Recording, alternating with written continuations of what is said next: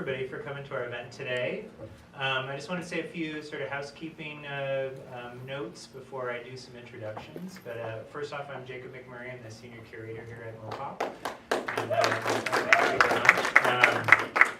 And we're going to be doing our Frankenstein talk with Les Klinger today, preceded by a bust unveiling by artist Bryan Moore. And after the Les's talk, we will have a little bit of space for Q&A. And directly after the talk, Les is going to go up to the retail space, and his new book, the new annotated Frankenstein, will be for sale, and he'll be signing copies. We're going to have a pretty quick turnaround and start Young Frankenstein around 3:10 or so, 3:10. So I guess with that, I'll do some intros. So. Artist Bryan Moore has worked for several decades in the film industry and the toy industry. He's worked on tons of horror films and other types of projects. I got to know him first about a year ago, actually through an introduction, I believe, from Les Klinger. But Bryan donated to us a really lovely bust of Bram Stoker, which is currently in our Scared to Death Thrill of Horror film exhibit within an evil vampire chapel. So do definitely check that out if you get a chance. And that relationship worked really well, and so we're actually have Bryan back here today to unveil his new bust of Mary Shelley, which in part was made possible by the Aeroflex Foundation as well. So I want to introduce and bring up Bryan Moore to the podium.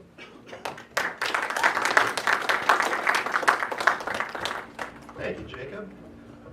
Worked for decades. That means the old guy. Is everybody having a good time today? Yeah. All right, let me know you're out there. All right, welcome, welcome. We got some folks coming in now.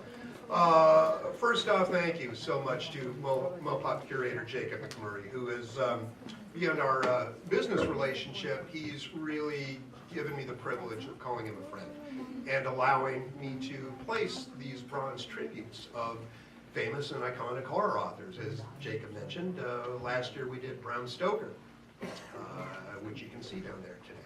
And today we will give equal time to the ladies, to the godmother of horror fiction. Finally, it's not to get too preachy, it's nice to be able to pay tribute to the woman who, frankly, without Mary Shelley's efforts in writing, whether you consider Frankenstein, the modern Prometheus, science fiction or horror, without her, we wouldn't be here. There would be no genre, in my opinion. She really was such a trailblazing pioneer in that field.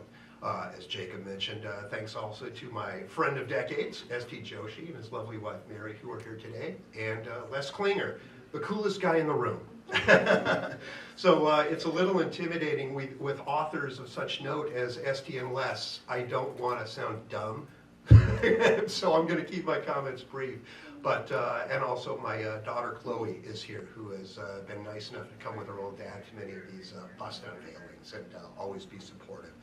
So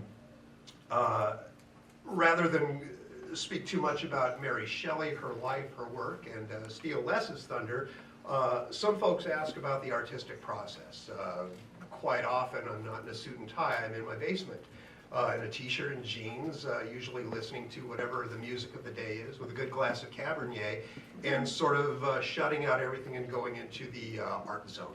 And it's very hard to shut out the business end of the art and just focus on the joy of the sculpting itself. But Mary was a joy to sculpt. Since she passed away before the advent of photography, there are no photographs of her. And with a lot of the busts that I sculpt, H.P. Lovecraft, Edgar Allan Poe, and certainly Bram Stoker, there were at least photographs. With Mary, there's nothing. All I had were the famous painting, I'm sure most of you have seen it, painted by Richard Rathwell in, this would probably be a Les Klinger question, I think it was 1840 or 1841. It was done in her lifetime. And it's the iconic image of her with it looks like a morning sort of Regency era hairstyle, this beautiful dress with a pansy brooch, and she's very serious and I thought almost a little sad looking. But that was the goal, to hopefully capture the iconic image. A real find came in becoming aware of a white marble bust. that an Italian sculptor named Camillo Pastrucci sculpted in, I believe it's 1843. Again, I'll defer to Les on those dates. He'll know before I would. But that's all there was. And since these paintings and sculptures were created in Mary's lifetime, it's quite likely, in my opinion, that she sat for these artists.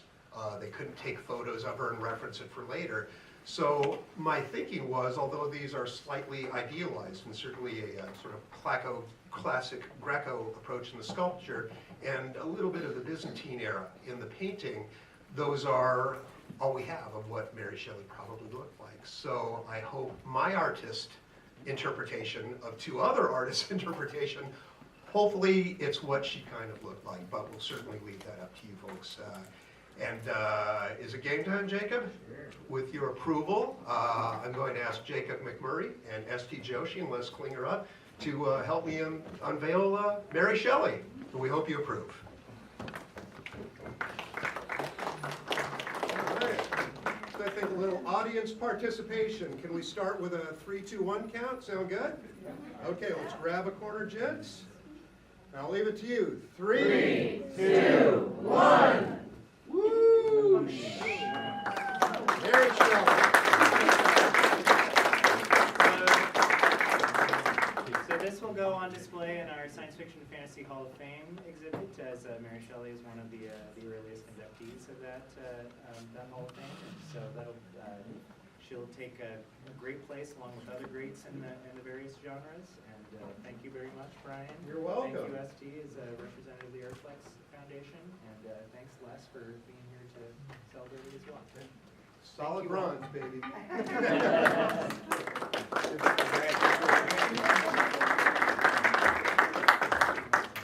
I think so, yeah. ST, do you? Yeah, I want to did say- a Come on up. Yeah, I had a statement that my publisher, Derrick Hussey, who wrote to because he donated some money for this project.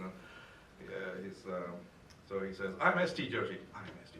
I'm ST Joshi, an independent scholar of weird fiction and the editorial director of Hippocampus Press. Gee, I didn't know that. It's news to me. A leading source of classic and contemporary supernatural horror and literature. I was asked to say a few words on behalf of Derrick Hussey, a key supporter of the Mary Shelley Bronze Bust Project, both as trustee of the Aeroflex Foundation and also as publisher of Hippocampus Press. Mr. Hussey has long supported the study and enjoyment of classic supernatural fiction. And like many of us here, he's also an admirer of artist Bryan Moore's sublime sculptural work. After witnessing the installation of Bryan's superb busts of H.P. Lovecraft at the Providence Athenaeum, of Edgar Allan Poe at the Boston Public Library, and of Bram Stoker right here at the Museum of Popular Culture, it seemed natural to partner with Bryan and MoPOP on this latest project. By funding the museum's acquisition of the Mary Shelley bronze bust, we hope to increase awareness and appreciation of the author Mary Shelley, even as we celebrate the bicentennial of her most famous creation, Frankenstein. I will add one little note that Derrick Hussey did not add. Woody Allen directed a film called Irrational Man, 2014, was it? It's set in a fictitious Rhode Island college, and at one point some of the characters are in the library, supposedly in the library of that college. Well, in one clear shot you will see Bryan Moore's bust of H.P. Lovecraft. In fact, it is the Providence Athenaeum, which is a library, but it's not associated with a college. But check out that film, you will see his work right there. Thank you on behalf of Derrick Hussey. Thanks, ST. So, the man of the hour, Les Klinger.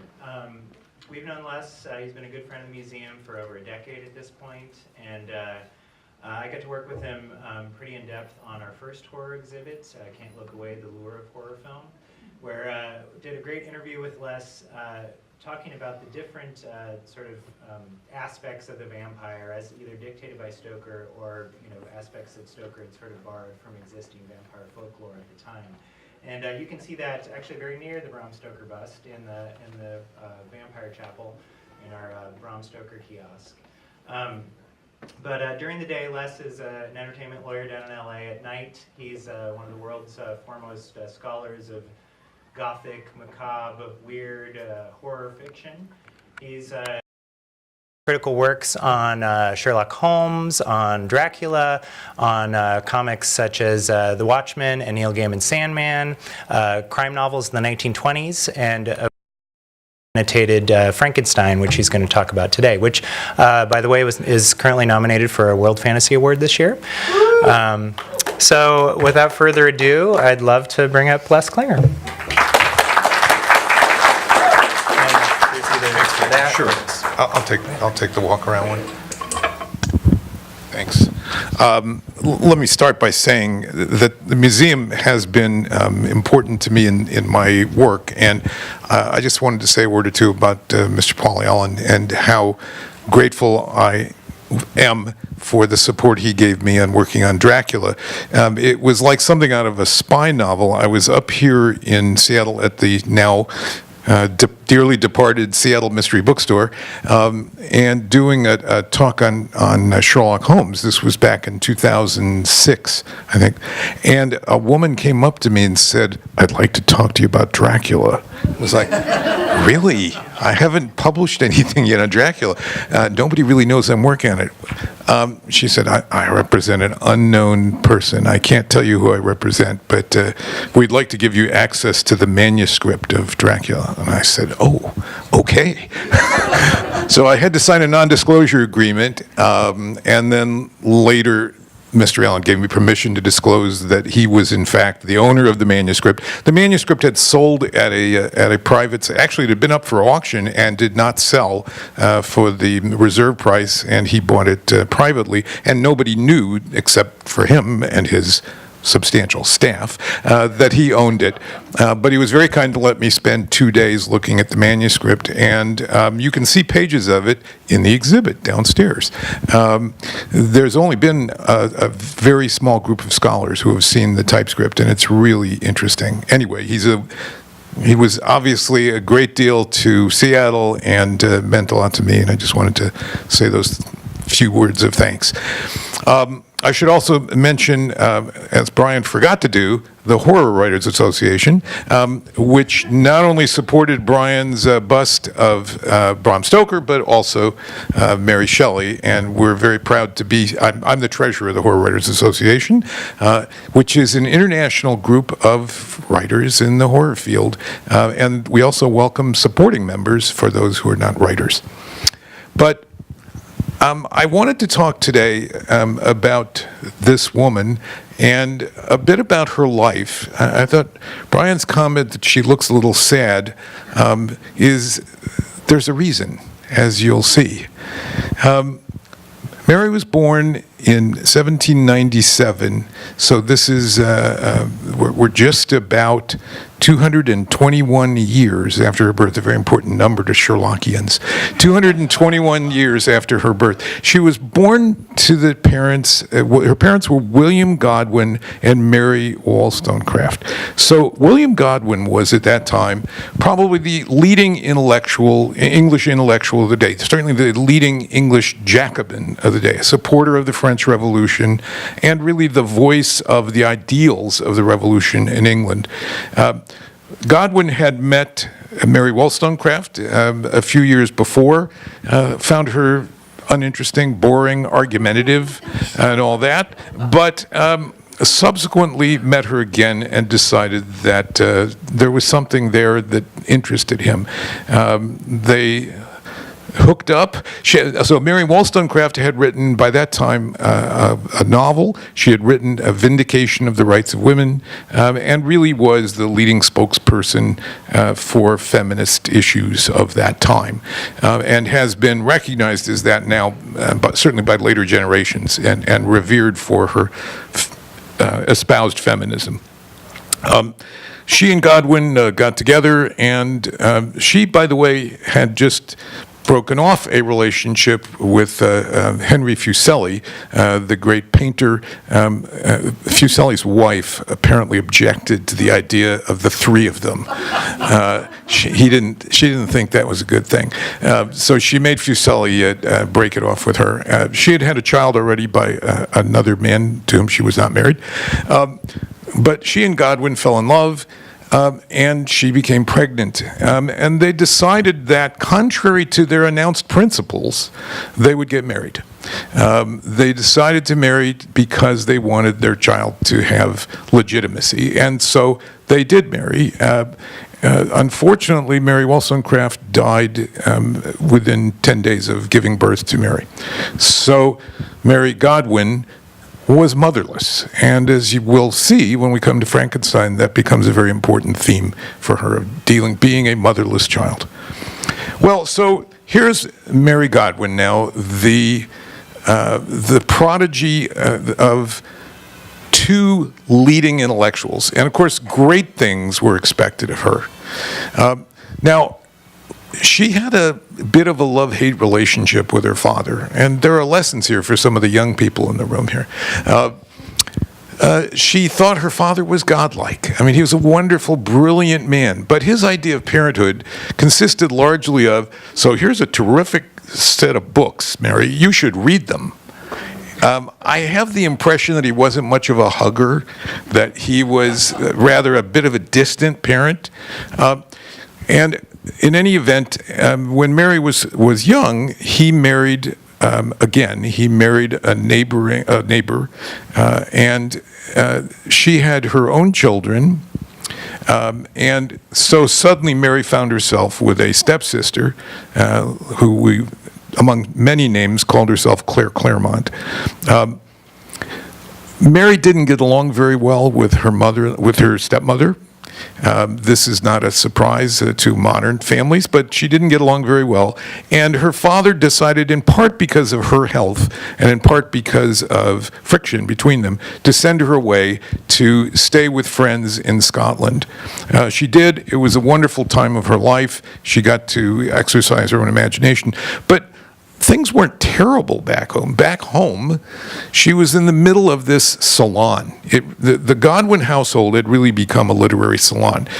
Godwin and his new wife were publishers. They had a small press that published primarily children's books, but these included, for example, Charles and Mary Lamb's Tales of Shakespeare, and the books were reasonably successful, but like many publishers, especially publishers like Hippocampus, it was a great way to lose a lot of money.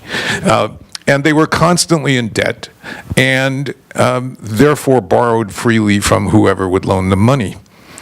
Fortunately for them, one of the people who came around was a young man named Percy Shelley and his wife Harriet. Percy very much wanted to be part of Godwin's circle. He admired Godwin's writing and wanted to be one of his protégés. So he made him an offer that Godwin couldn't refuse. He basically said, I'll loan you £6,000. Godwin said, oh, sure, come on in. So this is how Percy Shelley got into the family circle. He met Mary at that stage, but there was no real impression made, I think, on either of them. Contrary to the movie version of her life that came out last year, they did not meet in Scotland. It works really well in the movie, but it's just false. There's many other things in that movie that are false, but that's the starting one. In any event, she went up to Scotland, spent the summer there, but this time when she came back, Percy was still around the house, and she was struck by him. He was a handsome fellow, and he had the line about how his wife didn't understand him. Harriet was not his soulmate, he recognized, he told Mary, and so they began to court. So these are more lessons for some of the young people here, but don't do this. So in any event, Claire, her stepsister, was a facilitator of this relationship with Percy, and would be their chaperone as they would go out, for example, to Mary's mother's grave to just have a picnic or whatever. I think there was a good deal of whatever, because at some point, Mary became pregnant. They left for Europe because they wanted to. Things were not terribly comfortable around the house. So Claire and Mary and Percy all went to Europe. This was actually important from a literary standpoint because Mary and Percy wrote a book. This is the first book they did together. It's called a 6 Weeks Journey, and it's about their trip. And every other chapter was written by one of them alone with the sort of editorial input of the other. So very early on, we see that Mary and Percy are collaborators. This is the way they wrote. They read a great deal. They talked about the books they were reading. They read to each other. They both, especially Mary, kept journals of all the books they were reading. And they had a very lively and engaged intellectual relationship as well as a certain physical relationship. In any event, Mary lost the baby, but her mother-in-law, Mary Jane, came over to Europe and rescued Claire. Oh, Mary, I guess you should come home too. But she came over basically to rescue Claire. She came back to England, and things were not good with her father. Her father was very angry that she had gone off to Europe with Percy, and things were very tense between them for a while. In any event, they continued on. Percy did not see Harriet.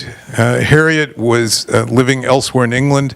At some point, she became pregnant again. She claimed it was Percy's child. Percy was sure it was somebody else's child because he hadn't seen her in a while.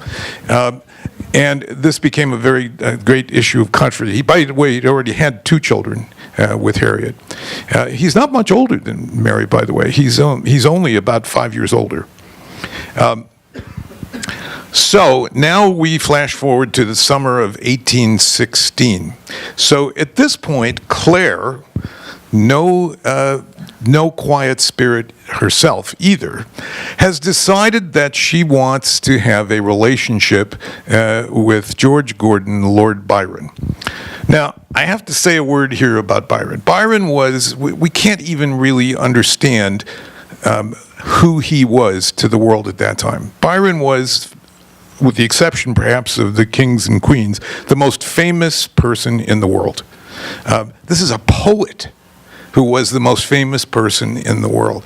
It's sort of like, I guess, perhaps one of the Beatles.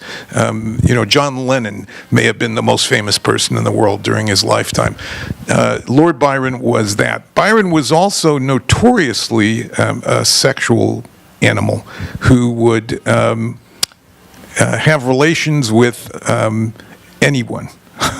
Just about. Men, women, upper class, lower class. Of course, at that time it was well known that he was having a relationship with his half-sister and had a child with her. He was also married at that time. But so Byron was far and away the most famous sort of rock star of the age, and Claire decided that she wanted to have a relationship. So she went to see Byron where he was staying in England and threw herself at him. Byron said later something like, "What was I supposed to do? She forced herself on me. So I impregnated her, So she became pregnant and then decided that she wanted to try and convince Byron to be a father to the child that she was going to carry. So she decided that her calling card was going to be Mary and Percy because they had already gained some fame. They were these literary figures. Percy had published several works by that point. And so she suggested that the three of them go to Switzerland. At that point, Byron had left England for Switzerland. Things had really become a little too hot for him in England. The press was hounding him. There was a lot of nasty comments about his relationships. And so he went for the summer to Lake Geneva in Switzerland, where he rented a cottage famously known as the Villa Diodati, and he stayed there for the summer. Now, he took with him a really interesting man, a young physician.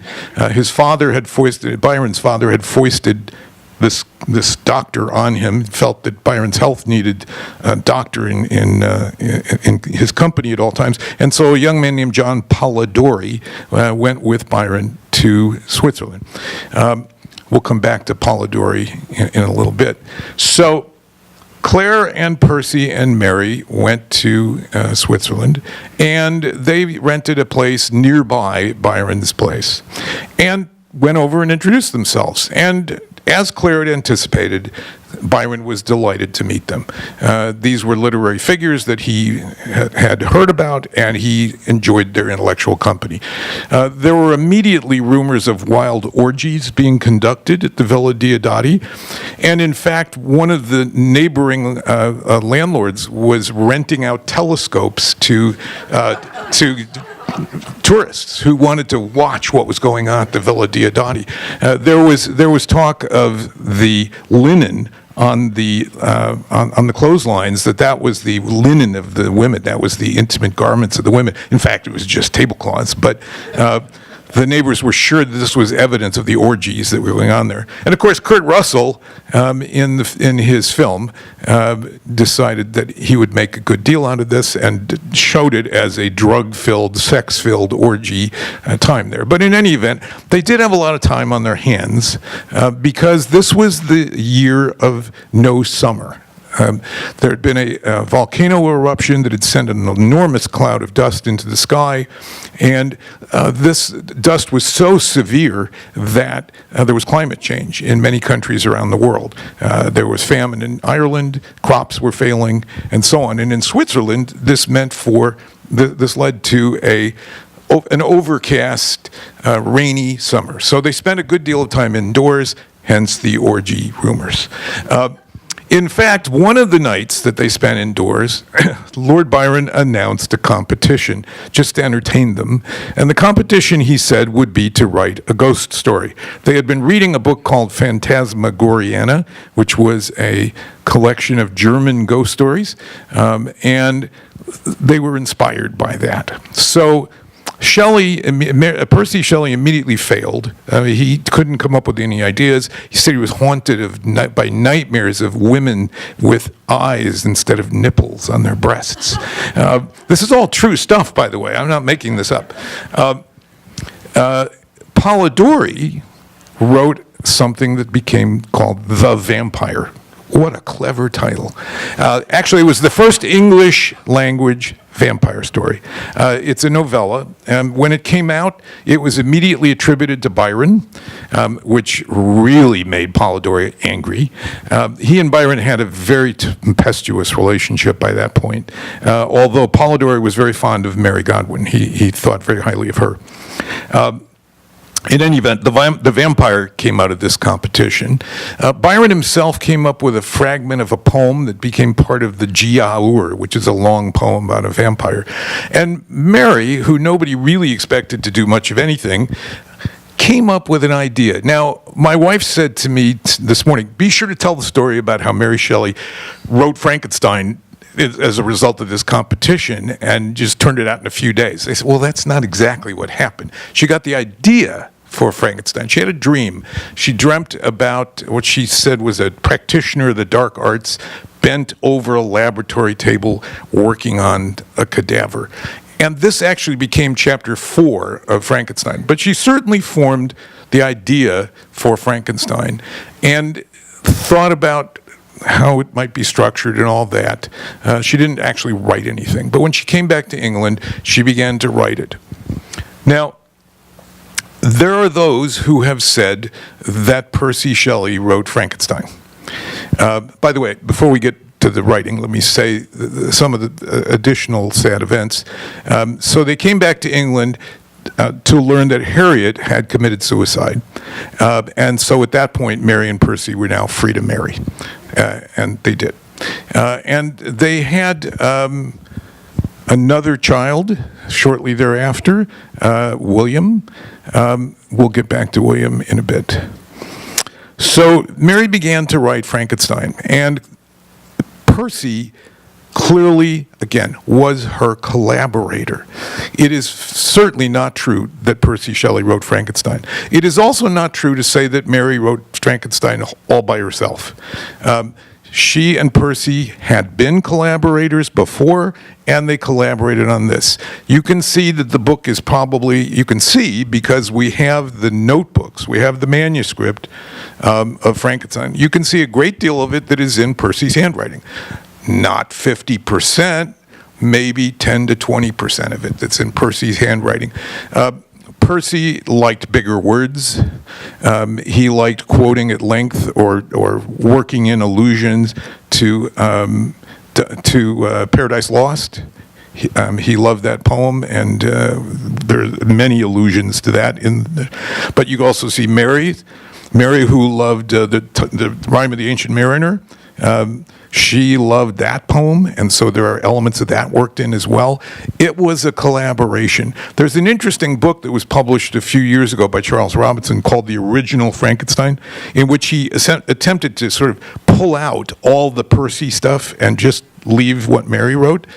And it's a little different. It's not markedly different. It's a little more passionate, a little less literary in style.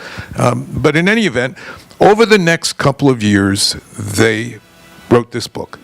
Percy used his contacts to try and find a publisher. They had a good deal of difficulty in finding a publisher. Ultimately, they did. And the book was published anonymously. Now, that was not terribly unusual for that time. Many books with an author who wasn't well known came out simply without an author's name listed on them. So many, of course, immediately assumed that Percy had written this book. There's a dedication on the title page to William Godwin. There are references to Prometheus. Percy had already written Prometheus Unbound. On the other hand, Percy reviewed the book, so I'd like to say he was the first sock puppet. He wrote a glowing review of the book, but some of the critics said it was Mary, some said it was Percy. Eventually, it was known that Mary had been the author of the book. Percy never tried to claim credit for it. And again, the movie has this horrible made-up scene about Percy's getting all kinds of public credit for this. And he stands up and says, well, here's the real author. And he introduces Mary, and she walks out, and there's big applause. Didn't happen. But it's very dramatic. In any event, she wrote the book. It took a good deal of effort. The effort can be seen at the Bodleian Library. And one of my great disappointments in doing the annotated Frankenstein, when I started doing it, I said to my wife, we're going to go to England, and I'm going to spend a week in Oxford looking at the manuscript. And then, darn it, they digitized it and put it all online. And so that was the end of that trip. But it's online. You can see the pages. I've reproduced two different pages, two different states of the drafting in my book. And it's really interesting to see the handwriting. Charles Robinson, the great Frankenstein scholar, actually did a very hard-to-find book in which he wrote a transcript so that you can see which parts are Percy's and which parts are Mary's and all that. It's worth looking at. So the book came out in 1818, and that's why this is the 200th anniversary. And it was a reasonable success. It was not a giant success. Nobody walked around saying, oh my gosh, this is a classic of literature. It came out, in fact, some of the reviews came out saying this is disgusting, revolting, and similar to the reviews that Dracula had, by the way, when it first appeared in print. And it took a long time for Frankenstein to get any sort of concurrence about its quality. But one thing was evident from the beginning, and that was that it was popular. Almost immediately, there was a stage play mounted. Now, the stage play has the interesting title of Presumption, which we'll come back to when we talk about the theme of the book. The stage play focuses on the creation of the creature and about how this is something that probably humankind shouldn't have gotten into, which is really the theme of the 1931 film, and of course has been sort of the most popular extract from the book, is be careful, scientists, what you work on, because it may bite you. In any event, the stage play was very successful, and one or more stage plays have been around continuously since the book came out. So it became extremely popular, and Frankenstein took on, excuse the expression, a life of its own.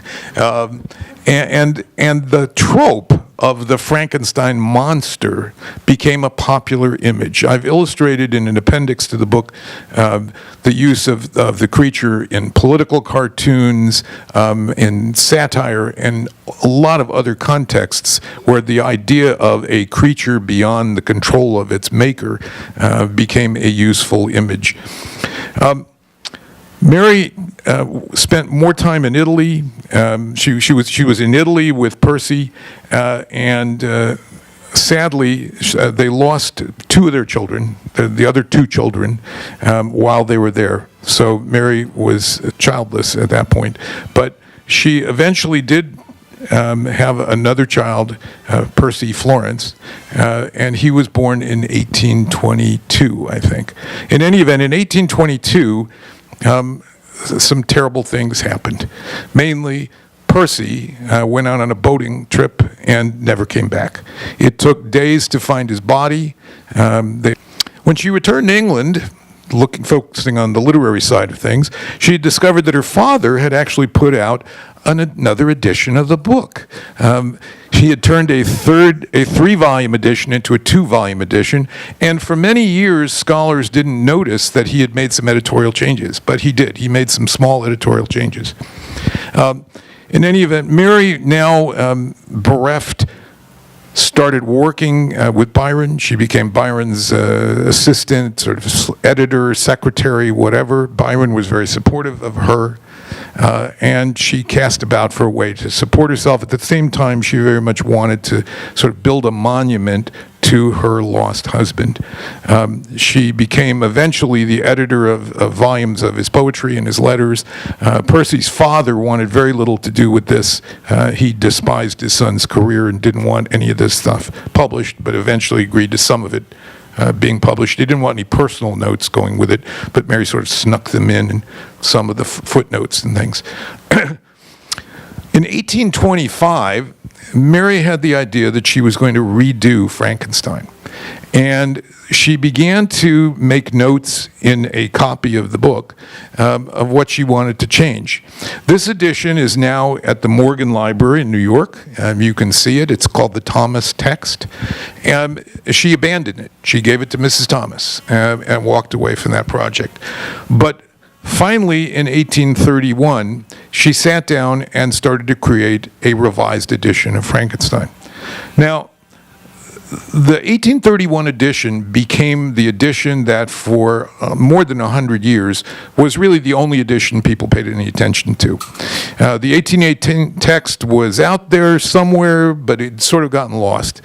In the 1970s, the 1818 text was sort of rediscovered by scholars and republished so that you had choices. And most scholars, I think today, say that the 1818 text is superior. I used it as the base text for my book, although in the annotations I showed you the differences between the 1825 Thomas text and the 1831 edition. There are considerable differences. And I think when I talked about the sadness in Mary Shelley, it explains why there are considerable differences. Lord Byron died in 1825, and 1831, Mary Shelley was a very different person that she had been in 1818 or 1816 when she was 18 years old or 19 years old starting this book. She had lost 3 of her 4 children. She had lost her husband. She had lost her best friend. And so in the 1831 edition, we see a different version of Victor Frankenstein. So this is a good time to sort of talk about the book and what she created. For those, how many here have read Frankenstein? Good. I said in the introduction that scholars suggest that if you ask an average audience, this is clearly an above average audience, 1 in 100 have read the book. For every 100 that have seen the film, one has read the book. The film, the 1931 film, the Boris Karloff film, really has sort of taken over our view of what the story is about.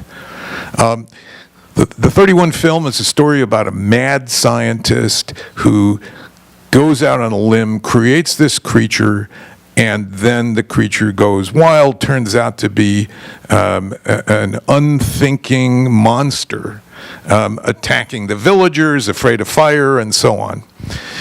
That is so far away from the original story. Those of you who have read it now know. What is the book really about? I think it's about parenting. And we've seen from Mary's life that she had issues with parenting. She was raised without a mother. She had issues with her father and how her father treated her. And so the book is very much about what happens when we create our own creatures as parents and what our responsibility is. Victor Frankenstein is the villain of the book. He is not the hero. He is not the mad scientist. He's a man, and by the way, the word scientist had not yet been invented, but he's a man who had become obsessed with the pursuit of what he thought of as an ideal, a Prometheus.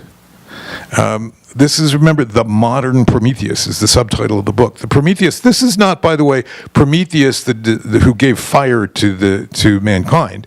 This is the legend of Prometheus Plasticator. Prometheus who made a race of beings out of mud. And what Victor fails at is taking responsibility for his own actions. He is heedless of the consequences to his family as he single-mindedly pursues this quest to find the secrets of life. Now, again, the movie conveniently leaves out completely the framework of the story. The framework of the story, you'll recall from when you read the book, is this is being told by Robert Walton, a polar explorer. And he is telling the story told to him by Victor Frankenstein, who in part tells the story told to him by the creature, who in part tells to him the story told to him, or that he heard while he's living with the de Lacy family, which is this little story about Safi and the French exiles, the de Lacys, that's sort of the very kernel of this set of Chinese boxes. Walton is himself a Promethean who is heedless of the consequences to his crew, forcing them to continue on this polar expedition where there's a strong possibility that they will all die. And does he learn a lesson from Victor? In the end, he does. He does decide that he has responsibilities. He can't just be heedlessly focused on his goal of discovering the land beyond the sun at the North Pole. And so he turns back. So this is a book, I think, that is about the Rousseauian ideals of education. This is a book about the dangers of parenthood without a mother in the picture. And feminists have embraced this book as a very strong feminist tract. Some have pointed out that the date between the birth of the creature and the death of the creature is exactly 9 months. There's a little bit of psychological overkill in the criticism here. You'll see when you read my footnotes that I've given fairly short shrift to the academics, with all due respect to the academics. I'm not an academic. I'm more interested in sort of the popular culture aspects of the books. But the academics have had a field day with Frankenstein, just as they have with Dracula, in saying this wonderful plastic text can turn out to be about just about anything we're interested in. So, for example, there are those who have theorized that this is really a book about the rise of the working class, or the risks of science, and all those things. That's not what the book is about. The book is about being responsible for your own actions. And as I say, Mary's own life and the terrible tragedies that she suffered deeply informed this. So that in the 1831 edition, Victor is less responsible, he's less culpable for his lack of responsibility. He's more of a creature of fate.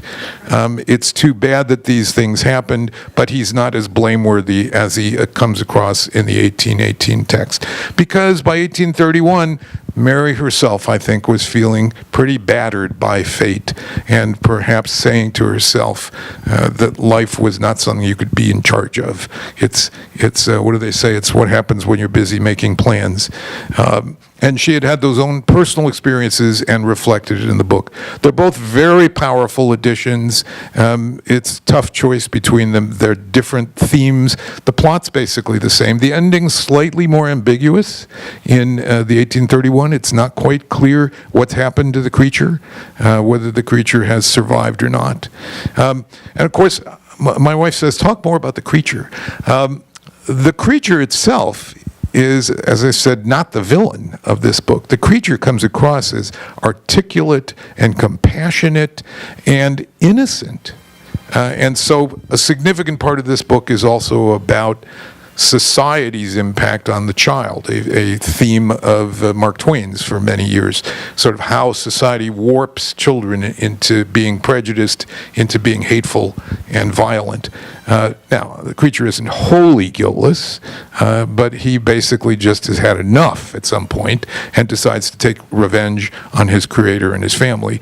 But the creature starts out as this blank slate, only to be shaped by the way people treat him. And so that's an important theme of the book as well.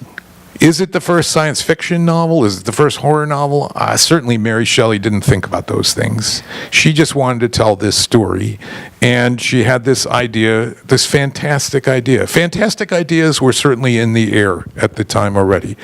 The Gothic Revolution had taken place. There were books written about really weird subjects, and science was fascinated by what is life. This is the time when the experiments of Galvani and Aldini that are going on. They're using electricity to try and revivify corpses in public. They would bring a corpse out into the market square and try it out with a battery and see what would happen, let everybody see. And sure enough, the cadaver might raise its arm or something like that. So there was a great deal of scientific debate about what was life and what was the difference between a live being and a dead being. Was it electricity? Was it the soul? And so on. And Percy, by the way, was also very interested in science, had a room full of lab equipment when he went to college. And so that's reflected in the book, that sort of curiosity of the age. Maybe that makes it science fiction, whatever. In any event, we can be grateful for this now classic. It wasn't really recognized as a classic until late in the 19th century. Mary did not have a very happy life. She never remarried. She struggled to earn money. Her son, Percy, stood by her and really took her in at the end of her life. She died in her mid-50s from a brain tumor. Not a happy way to go. And she did write other books. They are collected in a new book edited by ST. Is it out? I just collect some of the short stories. Okay. And they are worth reading if you're interested in Mary Shelley. They're not worth reading probably for any other reason, but... So this is a good place to sort of take a break and questions, comments, whatever, questions. There are no grades, by the way. So, yes? Do you still have any living ancestors? I don't know of any Shelley descendants. I don't think Percy had any children, her son Percy. I don't think he had children, and I think that was the end of the line. Yes? Which version of the Frankenstein text do you prefer?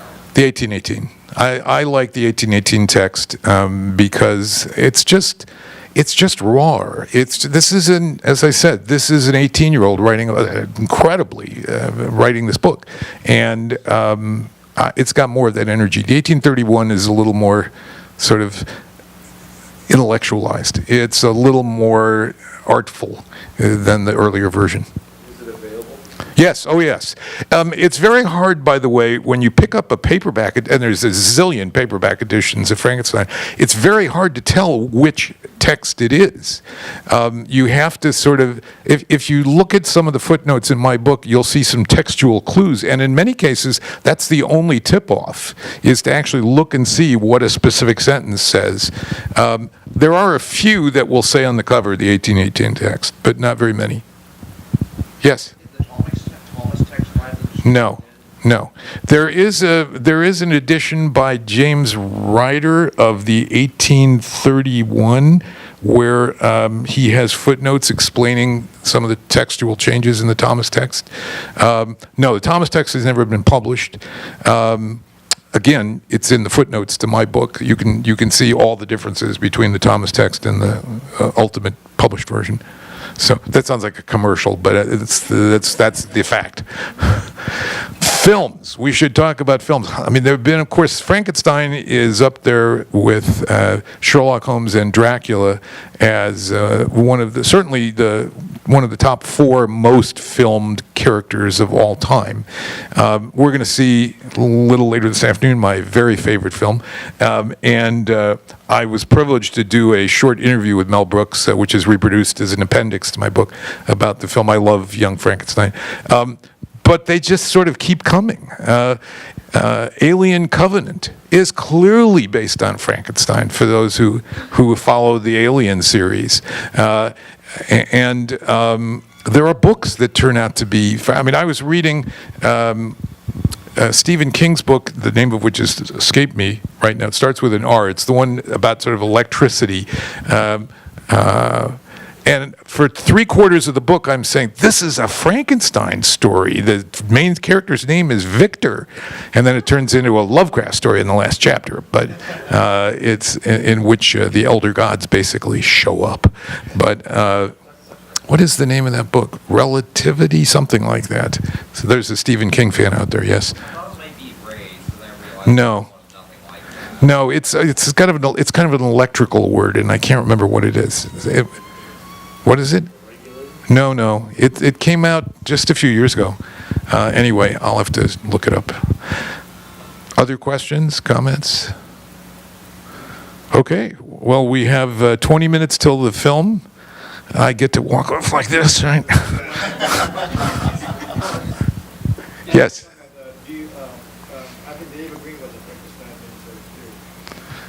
How many here have seen Frankenstein Chronicles, by the way? The series, I've forgotten, was it Sci-Fi Channel with Liam Neeson? And it's really interesting. Not Liam Neeson. Sean Bean. And it's really well done. It's Mary Shelley's in it, among other things. Unlike it sort of goes off into science fiction, but it's very well done. And its second season is coming. Revival, thank you. See, electricity, just like I said. Yes, Brian. Yes. Since Sean Bean is in Frankenstein Chronicles, when does he die in it? I'll tell you privately. No spoilers here. So there was a question up there. So now go ahead, Brian. These are 2 lurid questions, and I don't know if they're more urban legend or in your research. Is it true that Mary Shelley kept Percy's heart in her desk? Yes. And is it also true or not true, did she lose her virginity on her mother's grave? I've heard... So the second question, hey, listen, I already talked about Claire getting knocked up by Byron, so, we've already gone down that road. The first question is, the answer is yes, she did have Percy's heart. It was petrified, or whatever you say. So in any event, she did keep it, yes. As to the virginity aspect, gentlemen can't tell, I don't know, so...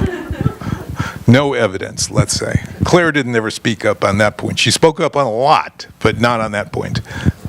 Claire outlived Mary, by the way, by 20 years, I think, and led a colorful life of her own. Fancied herself to be a singer, and had a lot of adventures. Interesting woman, Claire Claremont. So,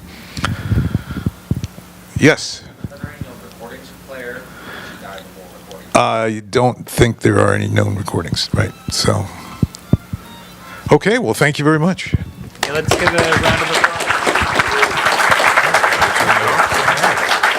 Thank you, sir. My pleasure, Jake. Yeah. Always. So Les is going to be signing books up in our main retail space, up the big set of staircases up this way, and we're going to start Young Frankenstein shortly. So let's give a round of applause for Les, for Bryan Moore, ST Joshi. Oh, okay. Thank you very much. Now, unlike I get shit for not having Netflix. He won't do that. All right. Do the hand sandwich. Daddy dog. Frankenstein.